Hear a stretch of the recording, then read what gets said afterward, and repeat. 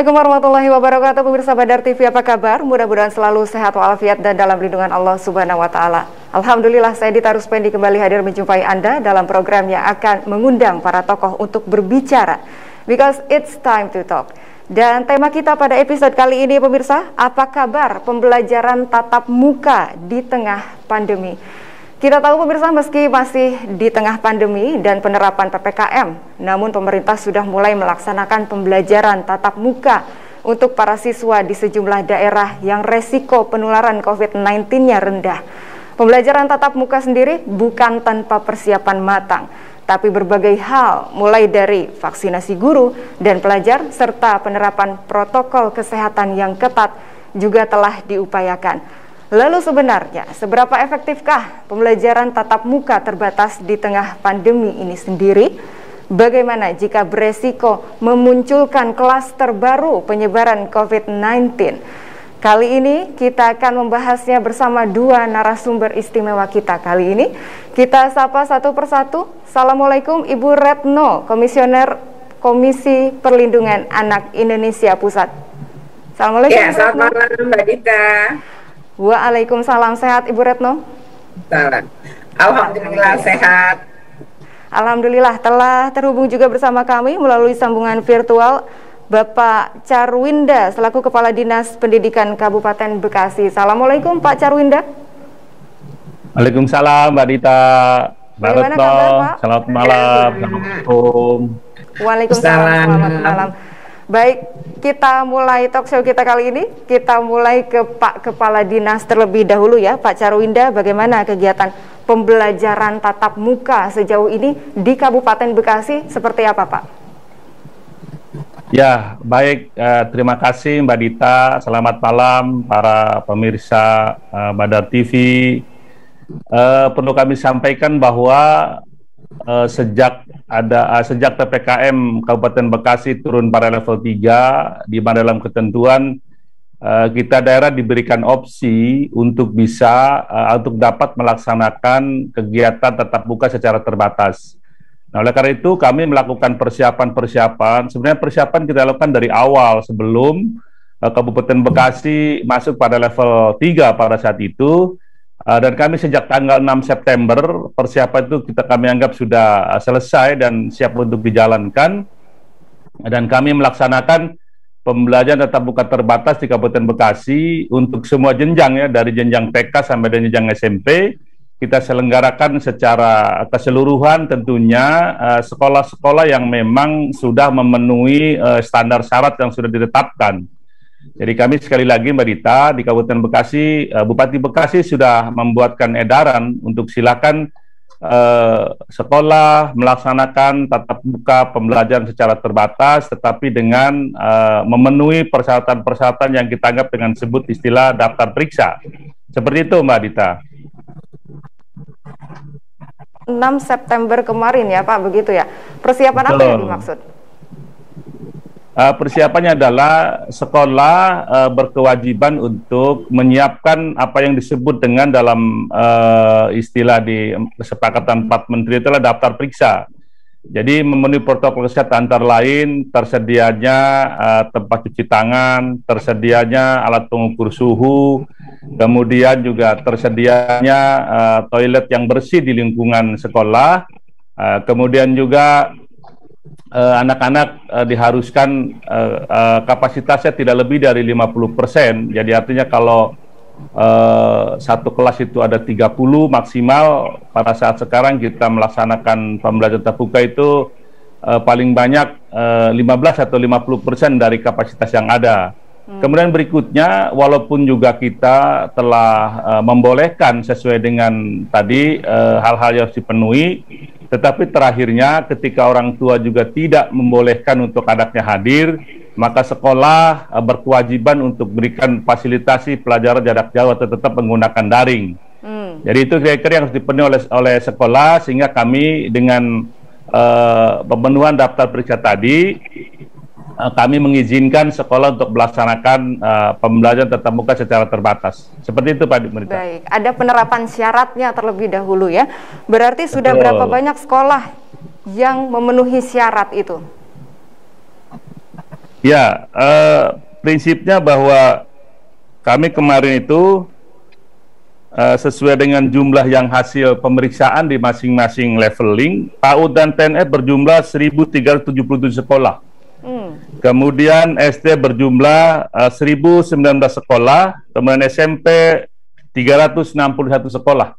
Jadi kami sebelumnya melakukan verifikasi melalui para petugas yang ada di lapangan, kemudian melaporkan dan kami menetapkan sekolah yang kami sebutkan tadi diperbolehkan untuk melaksanakan kegiatan pembelajaran tatap muka secara terbatas. Seperti itu, Mbak Adita. Ini sudah berjalan beberapa hari berarti kan ya Pak ya. Bagaimana yang terjadi di lapangan? Apakah ada laporan-laporan tertentu selama berjalannya PTM? Ya, alhamdulillah sampai dengan hari ini itu berjalan dengan baik ya. Artinya tidak muncul istilah klaster sekolah. Tetapi memang perlu kita laporkan bahwa kemarin ada satu kasus di tempat tertentu bahwa orang tuanya dia terpapar COVID dan meninggal. Kemudian anaknya setelah juga di PCR ternyata juga dia positif. Tetapi alhamdulillah ternyata apa yang memang dianjurkan untuk vaksin dan memakai masker di dalam setiap kegiatan di sekolah, ternyata semua setelah dilakukan tracing, kemudian testing, dan dilakukan pemeriksaan terhadap orang yang kontak di sekolah, itu tidak ada yang positif, ternyata semuanya negatif setelah di PCR semua. Jadi betul apa yang disampaikan mungkin dari kebijakan pemerintah sampai dengan hari ini, bahwa memakai masker dan divaksin adalah merupakan yang paling utama gitu. Jadi ada kasus seperti itu, Mbak Dita. Jadi tapi secara keseluruhan, alhamdulillah masih tetap berjalan dan tanpa ada istilah tadi yang dikhawatirkan adanya klaster sekolah. Seperti itu. Dari jenjang apa Pak kalau boleh tahu? Kemarin jadi jenjang SMP. Ya, jadi jenjang SMP ada informasi, tetapi kemudian kami langsung cut dalam 1 minggu. Kemudian langsung kita lakukan pemeriksaan kawan yang satu kelas itu, ternyata juga alhamdulillah hasilnya negatif semua gitu, termasuk guru-gurunya juga negatif semua. Karena sudah vaksinasi begitu ya? Betul, karena vaksin dan kita melakukan protokol kesehatan dan tidak boleh membuka masker selama kondisi di sekolah, kurang lebih seperti itu. Baik, kekhawatiran tentu ada ya, bagaimana jika terjadi qadarullah terjadi di jenjang yang lebih rendah yang kebetulan memang anak-anak di bawah 12 tahun belum bisa vaksin begitu. Saya ingin dengar bagaimana pendapatnya Ibu Retno Listiarti selaku Komisioner Komisi Perlindungan Anak Indonesia. Bagaimana Ibu pendapatnya tentang pembelajaran tatap muka ini? Apa yang menjadi sorotan bagi seorang komisioner KPAI? Ya, makasih Mbak Dita. Kami KPAI konsisten untuk melakukan pengawasan ya. Kami melakukan pengawasan pembelajaran tatap muka itu sejak tahun 2020 sebenarnya. Dan di Kabupaten Bekasi itu ada beberapa juga yang waktu tahun 2020 pernah kami juga datangi ya. Kemudian yang kedua adalah kalau sekarang sih kami sudah datang di 14 provinsi, sekitar 32 kabupaten kota, dan itu sekolahnya sudah mencapai sebenarnya titik sekolahnya itu di 110 sekolah yang kami datangi, dan memang berbagai daerah itu berbeda-beda. Nah, berkaitan dengan ini, memang dari hasil pengawasan kami 2020 dibanding 2021 ini memang terjadi peningkatan itu ya, penyiapan. Jadi dulu waktu 2020 kami itu sudah masuk ke 49 sekolah dan hasilnya baru sekitar 17,sekian% lah ya sekolah itu yang siap gitu ya di berbagai daerah tadi. Nah, lalu pada tahun 2021 sebelumnya kami melakukan rapat koordinasi nasional dahulu dari hasil pengawasan di 2020. Lalu kami mendorong untuk daerah mendukung bagi penyiapan pembelajaran tatap muka waktu itu. Dan ternyata peningkatannya di tahun 2021 cukup luar biasa. Per Mei 2021 saja peningkatan itu sudah signifikan sekali ya, jadi sudah 80%. Jadi 79,54 sebenarnya hasilnya, itu menunjukkan bahwa progresnya sangat lumayan. Nah, itu memang Dari sisi infrastruktur yang tadi Pak Kadis mengatakan adalah daftar periksa, dan daftar periksa itu memang mereka memenuhi gitu ya, infrastrukturnya memenuhi. Nah tapi dari hasil pengawasan kami di lapangan juga, meskipun ya, jadi memang pada infrastruktur terpenuhi, tapi pada perilaku masih banyak catatan yang kurang ya. Contohnya adalah pelanggaran paling tinggi adalah menggunakan maskernya tidak tepat. Jadi di bawah hidung, di bawah dagu gitu ya. Bahkan itu dilakukan oleh guru gitu ya. Jadi ketika kami datang ke satu kabupaten waktu di Jawa Tengah gitu ya, kami juga agak kaget. Ini infrastrukturnya siap betul. Jadi hampir seluruh wastafel itu di depan kelas itu ada wastafel. Nah, kami datang 6:30 karena sekolah jam 7. Ketika kami berdiri di depan gitu ya, di dekat pintu gerbang, kami heran, nggak ada satupun anak cuci tangan. Nah, ketika itu kami lihat guru-guru juga, ini guru-guru kenapa cuci tangan nggak ya? Ternyata ada guru datang naik motor, parkir, masuk ruang guru, nggak cuci tangan juga, bahkan langsung masuk ke kelas. Gitu. Jadi artinya infrastruktur ini tidak digunakan, itu kami mendapatkan juga. Tentu saja biasanya kepala dinas dan kepala daerah kan kami rekomendasi setelah kami datang bisa ada catatan ya. Kemudian yang kedua adalah pakai masker nih ya. Jadi kalau pernah juga datang ke satu tempat, itu waktu itu di Jawa Barat, kita heran itu kenapa maskernya anak-anak semua di dagu. Nah begitu kami menengok ke depan, gurunya lagi nerangin maskernya di dagu. Jadi anak SD nurunin semua maskernya di dagu. Kami juga pernah datang ke satu SD, semua maskernya di dada, jadi modelnya kalung. Nah ternyata semua guru di sana pakai model masker kalung juga gitu. Nah tapi ini misalnya di Kabupaten Bima sama Kabupaten Bandung ini ada satu sekolah di masing-masing sekolah di wilayah ini yang kami datangi kebetulan itu nggak pakai masker bahkan. Nah jadi kami datang ke satu kelas di mana gurunya nggak pakai. Jadi di sekolah itu ada yang pakai masker dan yang enggak. Kebanyakan kalau menurut pengawasan kami tidak pakai. Lalu kami masuk ke dalam satu kelas, semuanya nggak pakai termasuk gurunya. Lalu kami bertanya, kenapa tidak pakai masker Pak Guru?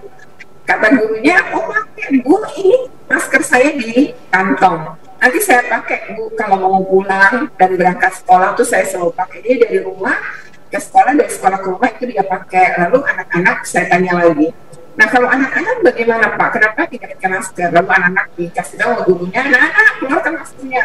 Semua maskernya ada di tas. Lalu anak-anak menunjukin maskernya. Lalu saya tanya, kenapa nggak dipakai lah? Ya karena nanti dipakai Bu kalau pulang sekolah kami pakai. Nah jadi masker ini nggak bedanya dengan helm ya, dipakainya di jalan gitu. Jadi orang masih tidak mengerti bagaimana fungsi dari masker itu. Jadi di catatan-catatan kami itu banyak betul gitu ya. Kadang-kadang saya nggak percaya gitu, kok bisa begini ya cara memandang penggunaan masker misalnya. Jadi itu yang kami dapatkan di lapangan. Perilaku yang paling sulit sekali dikontrol itu memang perilaku. Jadi penyiapan infrastruktur sebenarnya tidak berbanding lurus kemudian dengan perubahan perilaku, bahwa sekolah di masa pandemi itu berbeda gitu. Nah itu nampaknya banyak yang belum memahami. Bahkan kami baru dapat pengaduan ya akhir bulan lalu lengkap dengan foto itu dari Sumedang ya, satu TK. Ada gurunya perempuan tidak pakai masker, lalu 9 anak dalam foto itu belajar di dalam kelas tanpa satupun pakai masker. Nah lalu ada pengadu lagi satu itu kebetulan di Kabupaten Bandung Barat. Jadi ada SD, anak itu lagi diukur suhu sama gurunya pakai termogan. Gurunya nggak pakai masker, anaknya pakai masker. Jadi ini kan contoh ya bagaimana guru mestinya menjadi role model dalam penggunaan dalam menerapkan protokol kesehatan. Kira-kira begitu Mbak Dita. Jadi harus ada keseimbangan ya antara infrastruktur dan perilaku yang harus dilakukan ya oleh masing-masing pelaku di setiap sekolah. Iya betul, harusnya begitu. Dan ini harus tepat ya. Kalau tadi Pak Carinda, Kepala Dinas, menyatakan bahwa ada kontrol infrastruktur di masing-masing wilayah, itu tentu sesuatu yang baik ya. Artinya ada pengetesan atau ada pemastian gitu ya, bahwa ini anak akan terlindungi karena ada infrastruktur. Namun penting juga kayaknya dikontrol perilakunya. Iya Pak. Baik. Kita akan lanjutkan ya Ibu Retno, Pak Carwinda, pemirsa, usai jeda berikut tetaplah bersama kami di Time to Talk.